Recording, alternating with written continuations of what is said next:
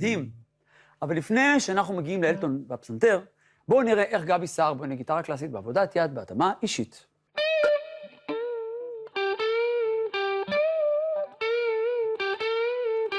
נו, ולאחרים לא מגיע את כל הטוב הזה, גולדה? בואו נראה.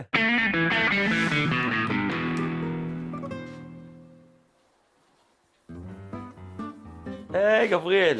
היי. מה נשמע? בסדר גמור. אתה בעצם בונה גיטרה בעבודת יד. נכון. מה מיוחד בזה? כשאני בונה גיטרה בעבודת יד, אני יכול להתאים את הגיטרה לגיטריסט עצמו. יש גיטריסטים שמעדיפים צוואר יותר עבה. כן. יש אנשים שמעדיפים צוואר יותר דק, גריף יותר נח, נכון.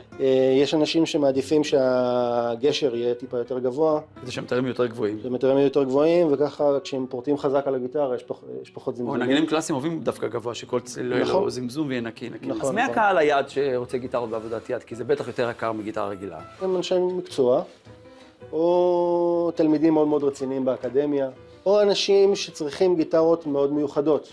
הגיטרה הכי מיוחדת שבניתי הייתה איזשהו סוג של החלאה בין גיטרה לסיטר. וואו. וזה נשמע פנטסטי.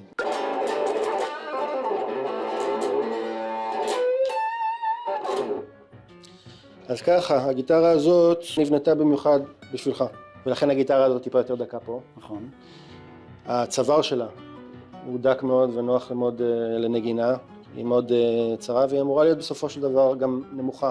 זאת אומרת, המתארים צריכים להיות נמוכים. זה כיף, כיף, כיף, כיף, כיף. תודה רבה לך באמת. אין בעד מה. מקסים. ולהתראות. להפוך גוש עץ לגיטרה זה קסם.